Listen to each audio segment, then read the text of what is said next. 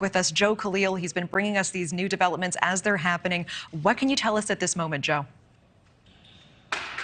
Yeah, Natasha, so we have been able to confirm that there is a tentative agreement. It's not a finalized deal, but tentative agreement. And per our sources who were on this Republican-wide conference call, Leader McCarthy basically laid out some of the progress he feels has been made. He and his allies feel like they are getting closer, mostly negotiating with one of those 20 holdouts that have been blocking his ability to actually win that vote and become Speaker, which is Chip Roy, a congressman from Texas.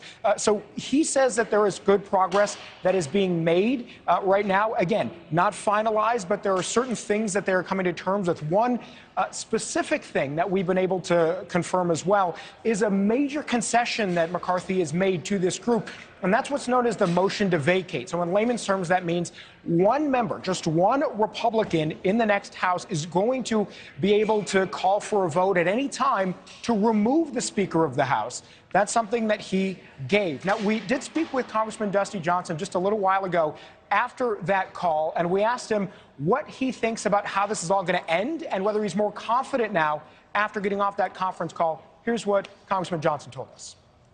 Oh, Kevin McCarthy is going to be Speaker of the House. And listen, I can't tell you exactly what hour that is going to get done because progress is being made in a slow and steady fashion, but he's going to be Speaker.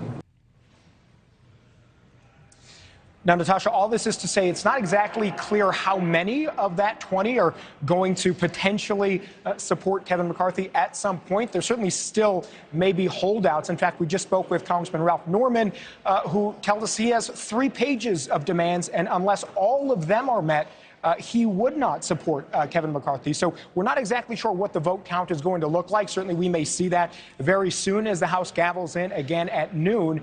But, Natasha, that is where we are now. A whole lot of Republicans feeling much better now than they were before that call, having heard the progress that has been made. Yeah, 3 pages of demands and so many concessions already made. Joe, what does happen if no Speaker is elected today? Do the votes continue into the weekend? Yeah, so we do expect that that is going to happen, Natasha. And again, that's contingent on what happens later on this afternoon. But certainly we know that there have been Democrats that have been told to prepare to stay over the weekend. Republicans, again, according to our sources, have been told the same thing. So they are prepared to carry this over into the weekend. And even Congressman Johnson, who you just heard from, said, look, he's not clear exactly how many votes, how many ballots it's going to take, even though he is more confident now in Leader McCarthy eventually winning this. But they are certainly prepared to be here over the weekend. So that work will continue, Natasha. I mean, does the situation just perhaps worsen as well? Because you mentioned before, people may leave.